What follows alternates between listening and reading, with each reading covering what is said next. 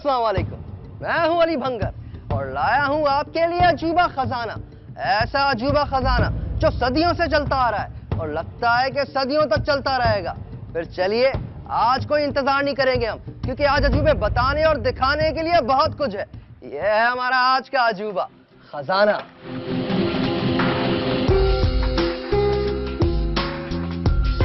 जी हाँ, खजाना। और खजाने की तो बहुत अहमियत होती है, वाह वो किसी भी सूरत में हो।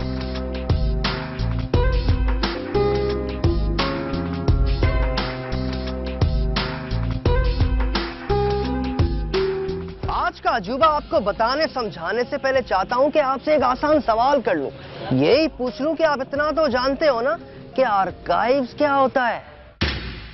आर्काइव्स होते हैं जो पहले से फुटेजेस आपकी स्टोर की हुई होती हैं। I don't know. पुरानी चीजें सेव होती हैं, उनसे हम मदद लेते हैं नई चीजों को बनाने के लिए। नहीं पता। आर्काइव्स नहीं पता। आर्काइव्स होती हैं जिसपे कहीं पर अगर हमारी कुछ तारीख विरसा है अगर किसी इदारे का, तो वो जहाँ पे पाया जाता है तो वो आर्काइव्स कहलाता है, और वो फुटेज हमें बाद में मिल जाती है तो वो आर्काइव्स कहलाती हैं। पता नहीं।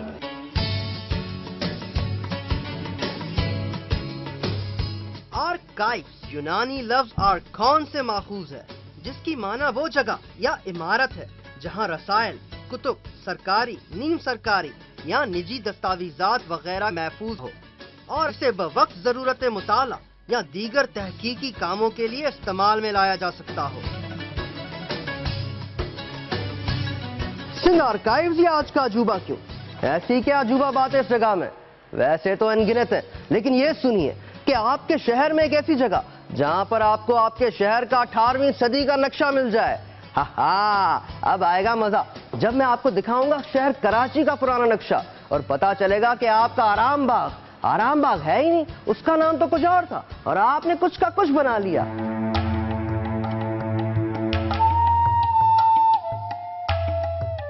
माजी की कदर करके ही हर मुल्क अपनी सकाफत, अपने अदवार, अपनी तहजीब और अपने रस्म रवाज को महफूज करने के लिए दीगर काविशें और इंतजामात करता है, जिसका सिला आर्काइव्स की सूरत में मंजर आम पर आता है।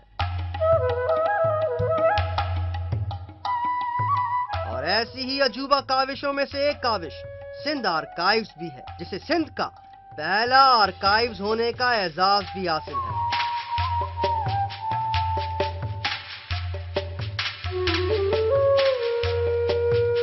अगर जिस्म की खुराक खाना है तो फिर दिमाग की है अवेयरनेस, अजूबा अवेयरनेस। समझ में आया कुछ? आराम बाग नहीं था, वो था राम बाग, जिसको आपने बना दिया आराम बाग। अब देखते हैं कि और किस किस जगह को आपने क्या क्या बना लिया, क्योंकि यहाँ पर हमारे पास मौजूद है 1874 का नक्शा, राम बौज का नक्शा, जो कि आपका आराम बाग है। दिखाइए कैमरामैन भाई, दिखाइए कि 1874 में बंस रोड भी था, जो कि असल में बर्न्स रोड था। इसके अलावा बंदर रोड भी मौजूद था 1874 में। और देखिए ये आप राम बाग के कुएं, बेशुमार कुएं, हर जगह पर मौजूद एक कुआं, और सबसे ज्यादा हैरत में डालने वाला राम बौज टैंक, जिसको शायद आज आप लोग कहते होंगे आराम बाग टैंक।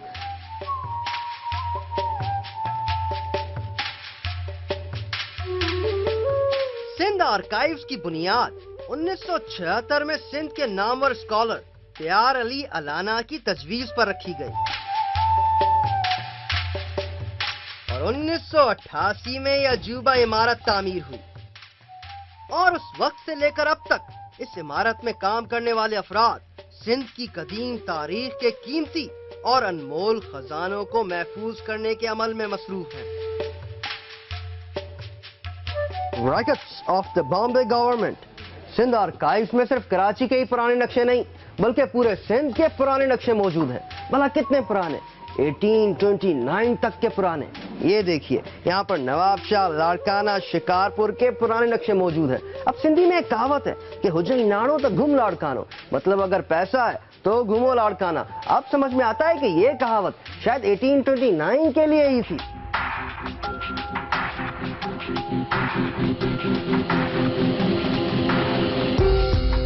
सिर्फ सुनाकर नहीं, बल्कि दिखाकर यकीन करवाता हूँ। यह है लाड़काना का नक्शा 18वीं सदी का, जिसे देखकर मुझे लग ही नहीं रहा कि यह 18वीं सदी का लाड़काना है। اس کے علاوہ سندھ سے متعلق ایسے قدیم نقشے جن میں ڈسٹرکٹ اور تحصیل واضح طور پر نمایاں ہیں، جنہیں ایسی حالت میں محفوظ کیا گیا ہے کہ ان سے کبھی بھی فائدہ حاصل کیا جا سکتا ہے، اور یہ ایک ایسا عجوبہ سرمایہ اور وراثت ہے جو ہر دور میں عجوبہ انمول حیثیت کا حامل رہے گا۔ اب سمجھ میں آتا ہے کہ کیوں کہتے ہیں کہ تاریخ سے ہمیں سبق ملتا ہے۔ کچھ سمجھ میں آ رہا ہے؟ اب اس رپورٹ میں سمجھیے کہ آرکائیوز کتنی ضروری ہیں ہمارے لیے، اور کہاں کہاں موجود ہیں آرکائیوز آپ کے ہی ملک میں اور آپ کو پتہ ہی نہیں۔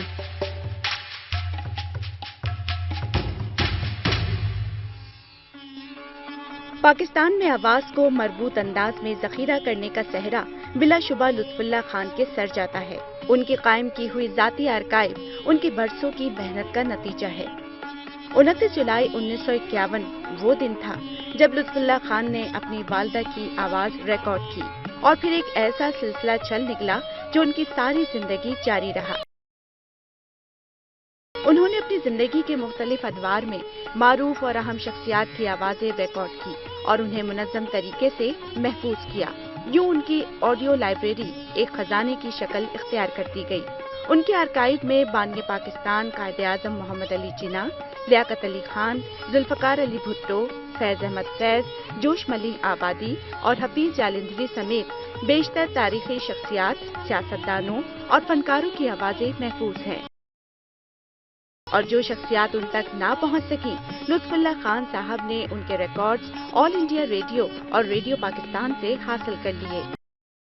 اندازہ ہے کہ محفوظ آوازوں کے اس منظم عجوبے میں 5000 سے زائد شخصیات کی آوازیں محفوظ ہیں۔ لطف اللہ خان صاحب 3 مارچ 2012 کو کراچی میں اپنے خالق حقیقی سے جا ملے۔ آخری دنوں میں وہ اپنے تمام ریکارڈز ڈیجیٹلائز کر رہے تھے۔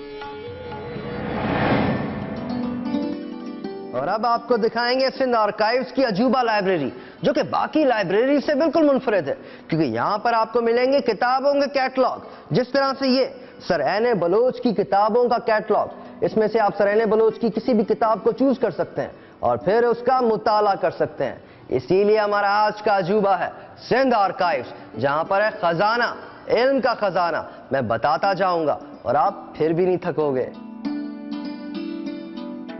سندھ آرکائیوز میں موجود حکومتی اور سیاسی ریکارڈز، تحقیقی مکالمے، انمول و نایاب کتب کے ذخائر، اساسات اور روایات کو محفوظ کرنے کے لیے عجوبہ اور دشوار مرحلوں سے گزرنا پڑتا ہے۔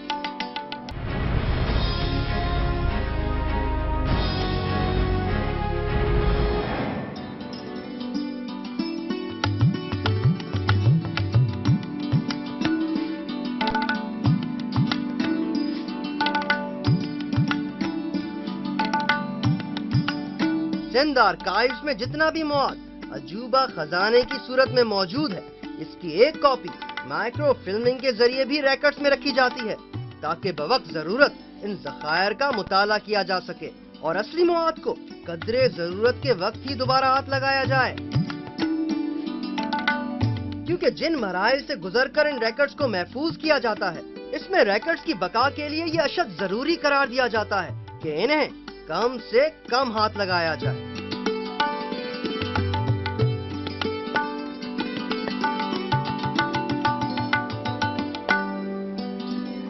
دی کامریڈ مولانا محمد علی جوہر صاحب کی 1913 کی نکلی ہوئی اخبار دلی سے۔ یہاں پر اور بھی مزیدار چیزیں موجود ہیں، جس طرح سے یہ میگزین 1930 کا، جس کا نام تھا سندھڑی، اور یہ خاص کر کے گاندھی صاحب کی مہم کے لیے نکلا تھا۔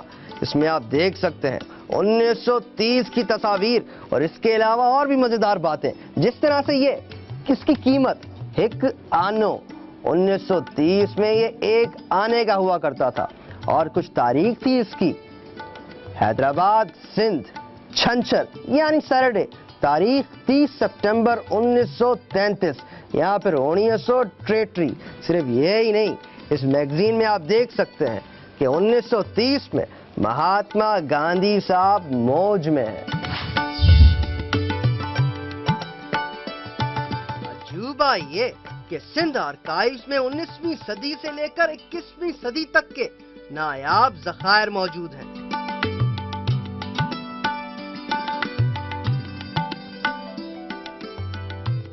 जिनमें 1820 से लेके 1936 के कमिश्नर सिंध के records, Sindh high court records, session court records, Sindh के अंदरूनी और बैरूनी शहरों से मुतल्लिक कदीम नक्शाजात, Sindh assembly debates, district registrar और कराची के दीगर रिकॉर्ड्स भी शामिल हैं।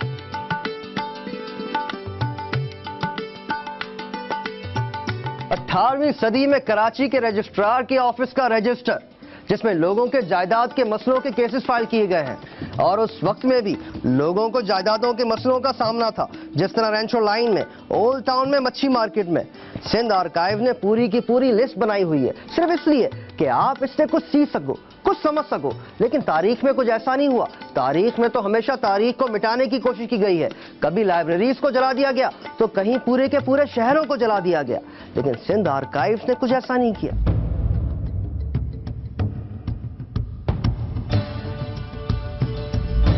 मिस्र में मौजूद कदीम तहजीबों के आसार दुनिया भर के माहिरीन और सयाहों की तवज्जो का मरकज रहे हैं, और इसीलिए ये मुल्क अजायब घरों की सरजमीन बन गया है।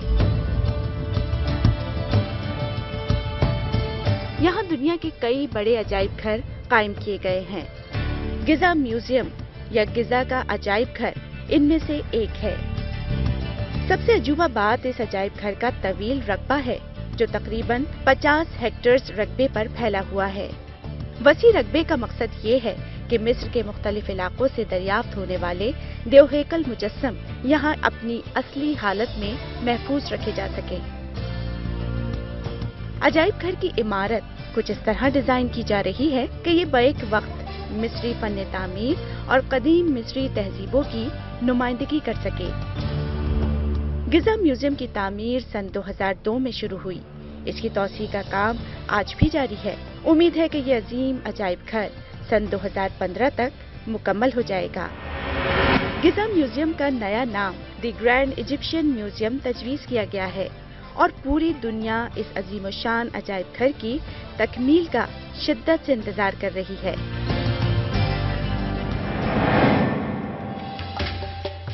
सिंध आर्काइव्स की एक और अजूबा काविश।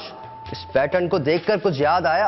ये हैं ठट्टा में मौजूद बादशाही मस्जिद में लगे हुए टाइल्स के फोटोग्राफ्स, जिस पर रिसर्च की सिंध आर्काइव्स ने और पता लगाया कि इस किस्म के पैटर्न्स सिर्फ मशहूर जमाना हाला हैंडीक्राफ्ट्स में नहीं मिलेंगे आपको, बल्कि ये मुगलों के जमाने से चलते आ रहे हैं, और तहकीक करने वाले हैं सिंध आर्काइव।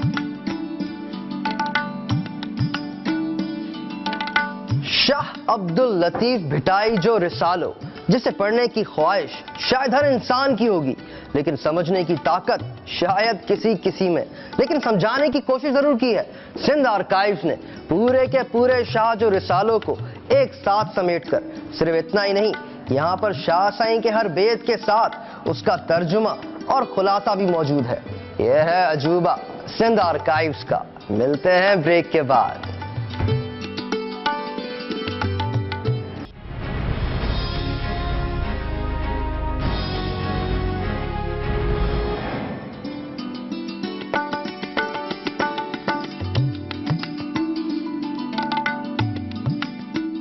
मुतल्लिका शोबे या इदारे से जब कोई तारीखी रिकॉर्ड या फाइल इंतहाई खस्ता हालत में आर्काइव्स के स्टेक में पहुंचती है, तो सबसे पहले इस फाइल को सफाई सुथराई करके फ्यूमिगेशन के लिए भेजा जाता है,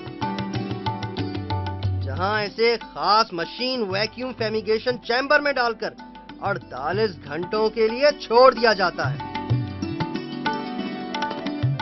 और दीगर कीमियाई अद्वियात के जरिए इस फाइल के जरासीम को खत्म किया जाता है। फिर इन औराक को एक एक करके मुख्तलिफ कीमियाई अमल से गुजार कर महफूज किया जाता है।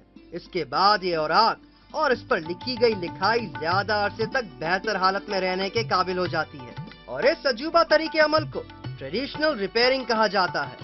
ऐसे औराक जो हाथ लगाने से टूटने लगते हैं, इन्हें खास तरीके से लेमिनेशन के जरिए दुरुस्त हालत में लाया जाता है।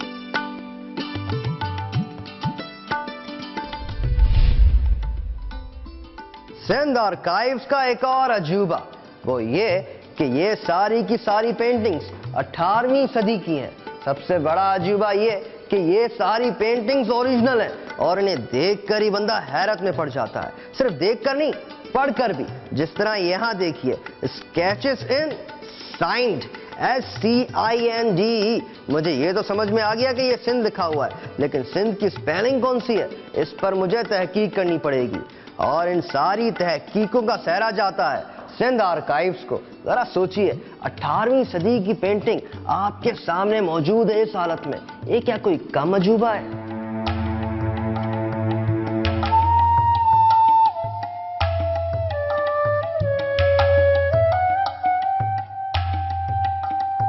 سندھ آرکائیوز میں ایک ایسا کتب خانہ بھی قائم کیا گیا ہے جو اپنی حیثیت اور خصوصیت کے اعتبار سے ایک علیحدہ مقام رکھتا ہے. اور عجوبہ یہاں ختم نہیں ہوتا، کیونکہ نہ صرف کتابیں بلکہ مختلف شعبوں میں کی گئی تحقیقیں، مکالمے، رپورٹس اور دیگر معلوماتی مواد بھی اس کتب خانے کا حصہ ہیں.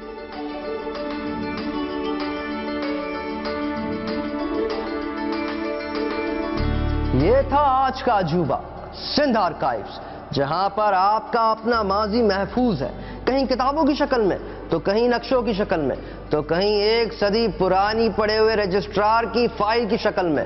مقصد صرف ایک ہی ہے، آپ کا مستقبل بنانا. آپ کے ماضی کی پہچان سے آپ کا مستقبل بنتا ہے، اور سب سے بڑا مہا عجوبہ کہ آپ کو اس کے بارے میں پتہ ہی نہیں تھا.